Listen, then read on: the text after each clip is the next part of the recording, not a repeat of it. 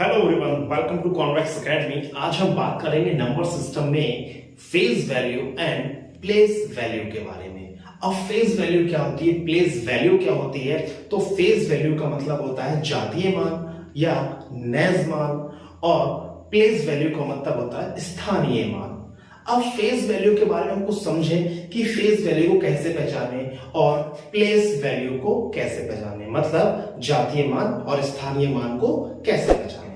तो phase value का meaning है यहाँ पर कि उसका फेज कैसा है। मतलब अगर मैथमेटिक्स में मैं बात करूं 6 की फेस वैल्यू क्या है, तो वो 6 ही रहेगी, क्योंकि मैं फेस की बात कर रहा हूं। उसका फेस कैसा है वो तो चेंज नहीं होगा। 5 की फेस वैल्यू क्या है, 5 ही रहनी है। अब बात करूं प्लेस वैल्यू की, मतलब स्थानीय मान की। अब प्लेस वैल्यू का मतलब है प्लेस, मतलब वो किस प्लेस पर है। अब प्लेस मैथमेटिक्स में हम कैसे सीखते हैं, तो मैथमेटिक्स में हम लोग प्लेस को सीखते हैं वंस, टेंस, 100, 1000, 10,000, इस तरीके से हम लोग वैल्यू को बताते हैं। जैसे मेरे पास में एक डिजिट है 8, 5, 6, 3, 8। इसमें पूछूं कि 6 की प्लेस वैल्यू क्या है, 6 की प्लेस वैल्यू क्या है, प्लेस वैल्यू, ठीक। प्लेस वैल्यू क्या बोलते हैं, स्थानीय मान, स्थानीय मान। अब प्लेस वैल्यू मतलब किस प्लेस पर है, तो हमेशा हम राइट साइड से, फ्रॉम राइट साइड, इसे बोलेंगे वंस, मतलब इकाई। क्या बोलेंगे, वंस मतलब इकाई। ये होता है आपका 10, मतलब ढाई। 6 को बोलेंगे सैकड़ा, मतलब 100, ठीक। मतलब इंग्लिश मीडियम वाले बच्चों के लिए, हिंदी मीडियम वाले बच्चों के लिए, दोनों के लिए बेनिफिशियल है। हम इसको बोलेंगे वंस, टेंस, 100, 1000, 10,000, ठीक है। तभी तो पढ़ेंगे इसे 85,638। ओके। अब मैं हिंदी में इसकी बात करूं तो इकाई, ढाई, सैकड़ा, हजार, 10,000, मतलब 85,638, ठीक। अब यहां पर प्लेस वैल्यू की बात करूं कि 6 किस प्लेस पर है, मतलब वंस में है, टेंस में है, 100 में है, 1000 में, 10,000 में। तो आपको 6 की जगह 6 रहने देना है, और उसके आगे देखो कितने डिजिट है, 1 एंड 2, तो 2 जीरो लगा देने हैं। मतलब क्या बन गया ये 600। तो ये इसकी क्या बन गई, प्लेस वैल्यू। क्या बन गई, प्लेस वैल्यू, ठीक। यहां पर 8 की प्लेस वैल्यू क्या है, तो 8 की प्लेस वैल्यू 8, 1 2 3 4, 1 2 3 4, ठीक है। ये कितना हो गया, ये हो गया 80,000। 80,000 क्या होगी, प्लेस वैल्यू।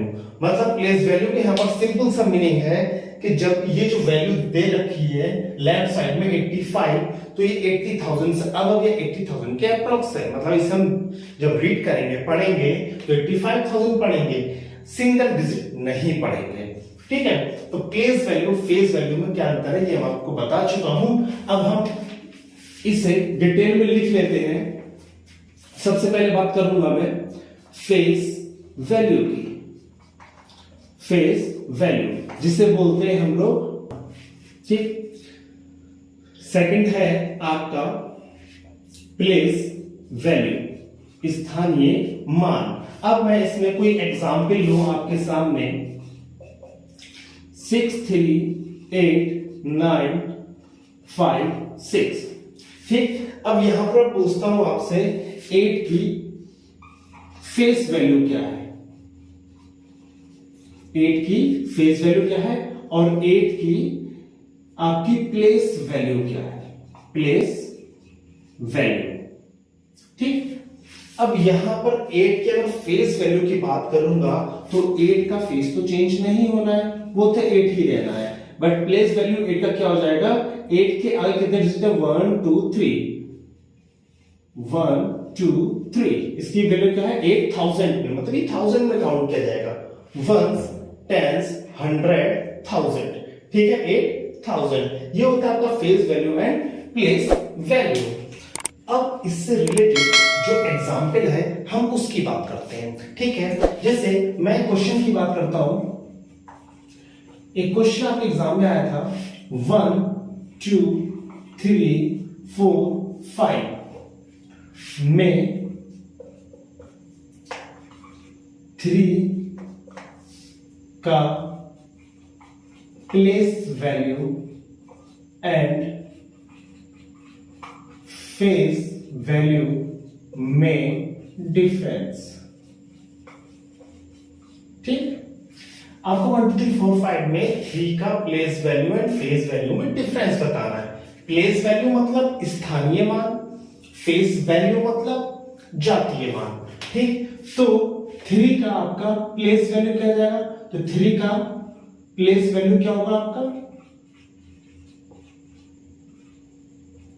300, क्योंकि 3 के आगे कितने डिजिट है, 2 डिजिट है, तो 2 जीरो लगेंगे। और इसका फेस वैल्यू क्या हो जाएगा,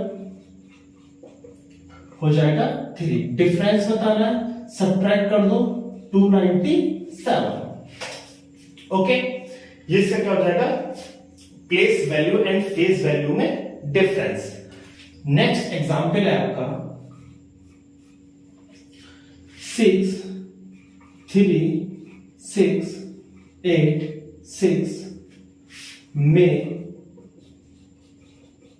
प्लेस वैल्यू का सम कितना होगा, ठीक। जो भी 6 की प्लेस वैल्यू, मतलब एक ये 6 और ये 6 और ये 6 में 6 का प्लेस वैल्यू, किसका, 6 का,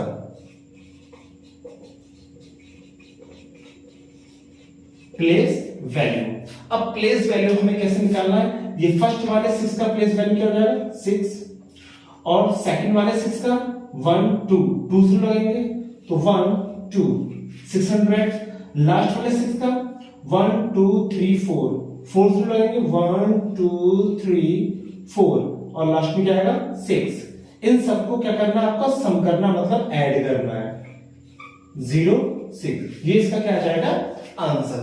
इस तरह के क्वेश्चन आपके इसमें पूछ जाते हैं place value and face value में। अब बात करें इसमें जो नेक्स्ट टॉपिक है आपका विनक्यूलम का है। तो विनक्यूलम क्या होता है, विनक्यूलम को हम बोलते हैं रेखा कोष्टक। सो विनक्यूलम जो रेखा कोष्टक है उसका जो साइन होता है कुछ इस तरीके से होता है, मतलब किसी डिजिट के ऊपर जब हम एक लाइन को ड्रॉ कर देते हैं तो उसे रेखा कोष्टक या विनक्यूलम कहते हैं। अब इसे मैथमेटिक्स में वार का साइन भी बोलते हैं, मतलब ये एक वार है। इसका मेन मीनिंग क्या होता है, इसका मेन मीनिंग होता है मेरे पास एक नंबर है -8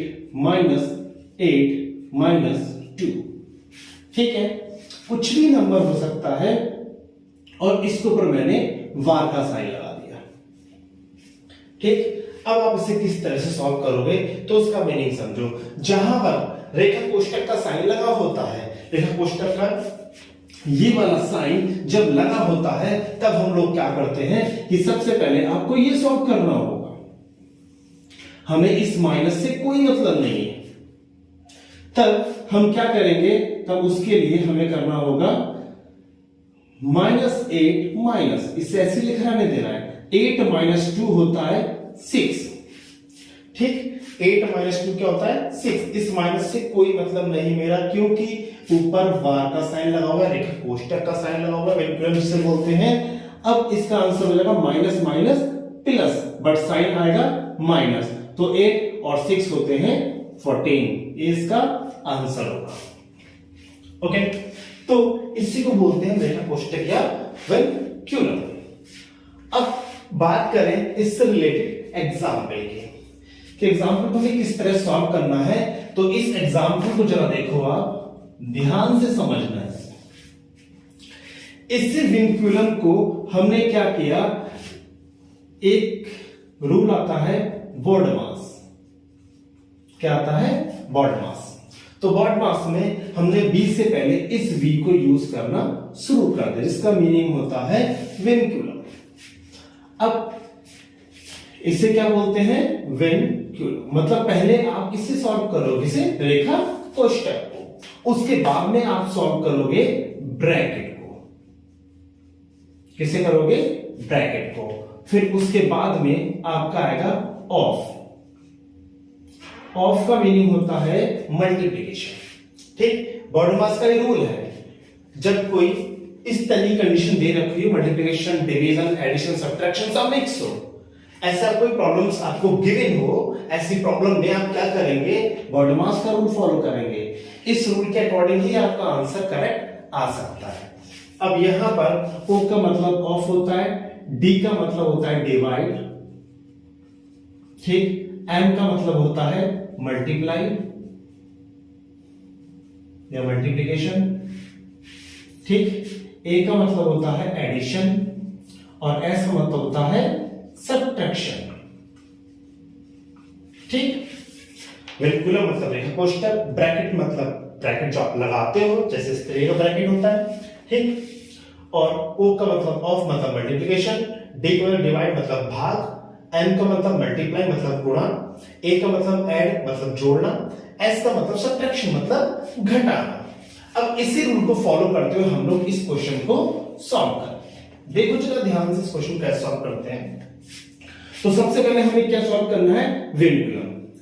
तो 1 3/7 का हम क्या कीजिएगा, ऑफ को भी यूज कर सकते हैं। क्या यूज कर सकते हैं, ऑफ। ठीक, ऑफ का मीनिंग ही यहां पर क्या होता है, का।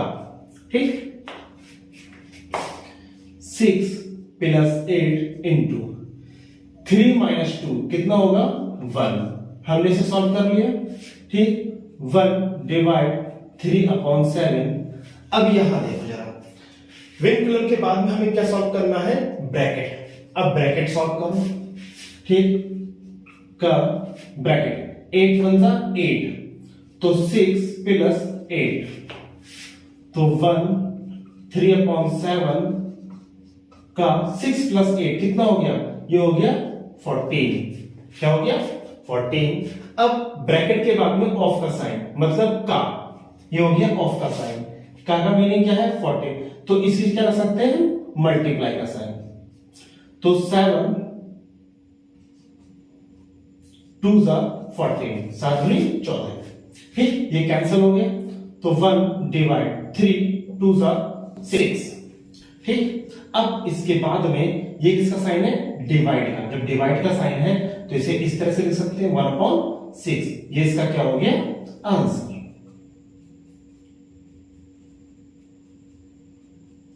ठीक, इस तरह से आपको रूल्स को फॉलो करना है और उसे सॉल्व करना है।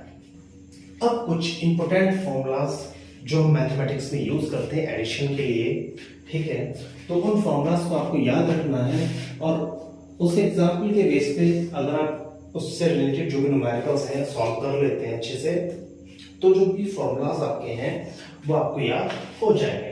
अब इन फॉर्मूलों को हम कैसे लिखते हैं, इन फॉर्मूलों को ध्यान से देखे चला। एक फॉर्मूला है a² - b² =